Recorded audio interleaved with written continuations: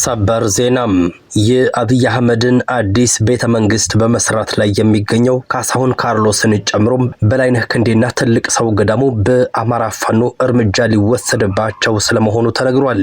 የፋኖ ጀብደኝነት ዛሬም ተጠናክሮ ቀጥሏል። የብልጽግና ሰላይና ስራ አስኪያጅ በፋኖ ቁጥጥር ስር ውሏል። በአምባ ጊዮርጊስ ከተማ የሻለቃ አዛዡን ጨምሮ 4 የአገዛዙ ወታደሮች በአንድ የሚሊሻ አባል ተገድለዋል። በቂሊንጦ ማረሚያ ቤት በተጠርጣሪዎች ቁጥር መብዛት ምክንያት ከፍተኛ መጨናነቅ ተፈጥሯል። በሳምንት ውስጥ የአማራን ትጥቅ አስፈታለሁ ብሎ ወደ ክልላችን የገባው የብልጽግናው ስርዓትም ለ3 ዓመት ያክል በአማራ ፋኖ ብርቱ ክንድ እየተቀጠቀጠ የሚደነፋበትና የሚኩራራበት ሰራዊት ስርዓቱ እንደማያዋጣው እየተረዳም ከሞት የተረፈው በየጊዜው እየከዳም ፋኖን እየተቀላቀለ ይገኛል ሲል ፋኖ ገልጿል።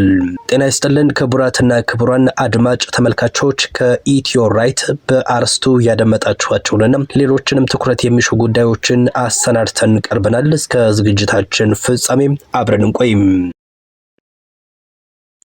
የፋኖ ጀብደኝነት ዛሬም ተጠናክሮ ቀጥሏል።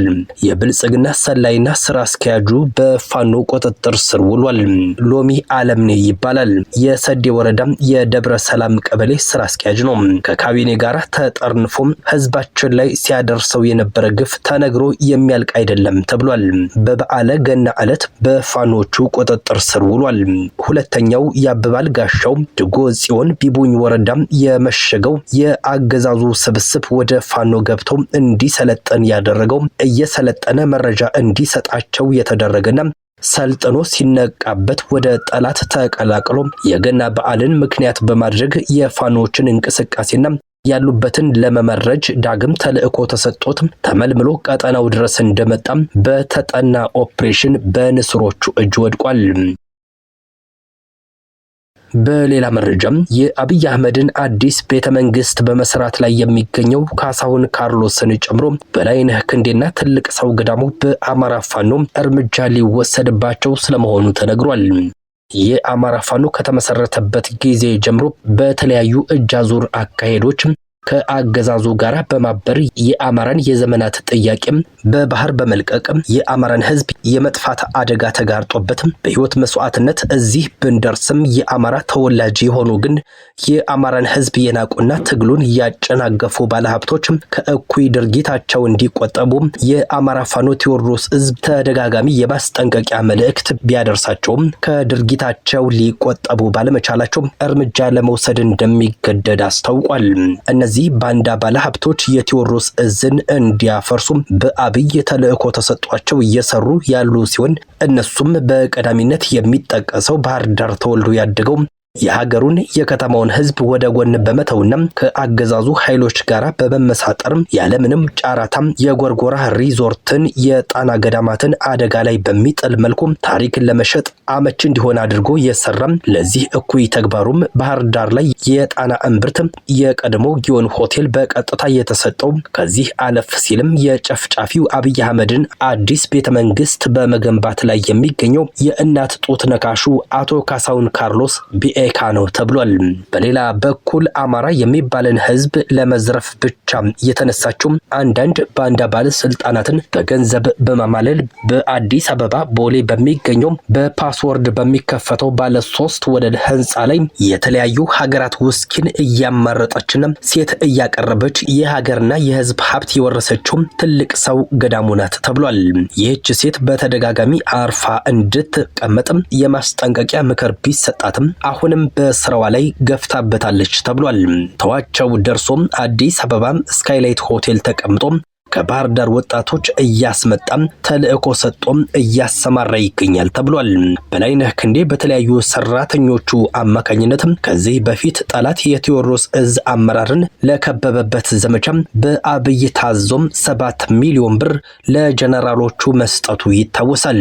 የበላይ እዝን እንዲያፈርሱ ከተመደቡት መካከል ቴዲ የሚባል ሰው ዋነኛው ነው ተብሏል።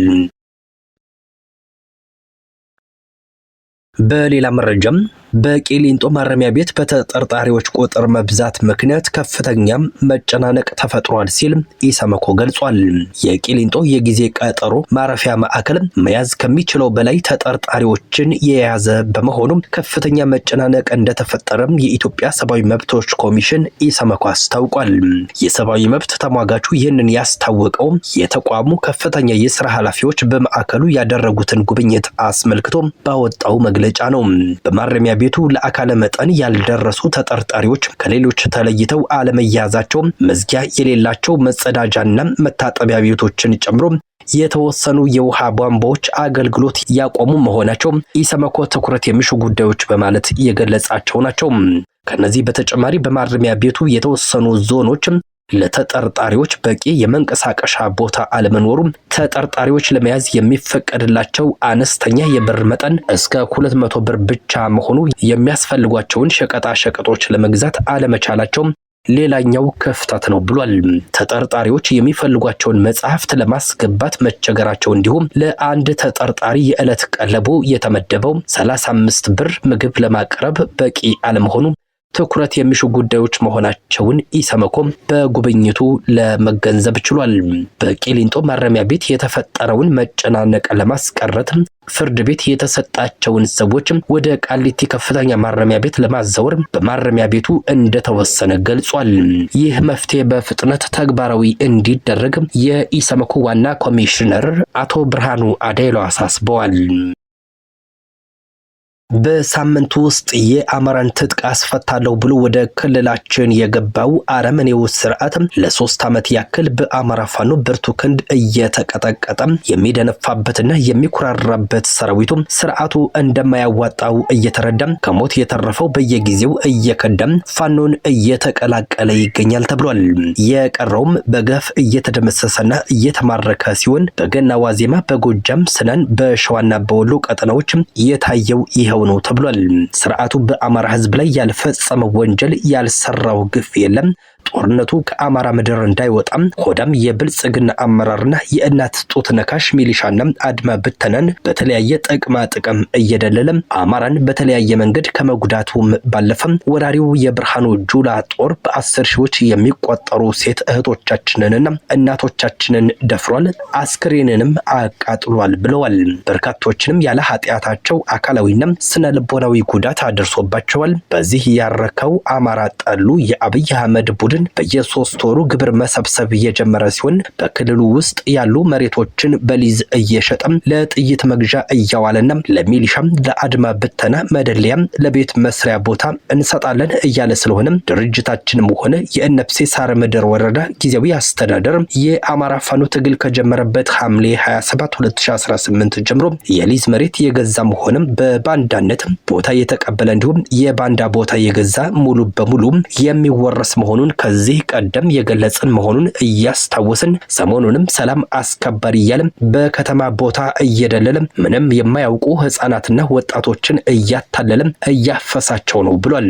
በተጨማሪም አድማ ብተናና ሚሊሻን በማግበስበስ ላይ ይገኛል።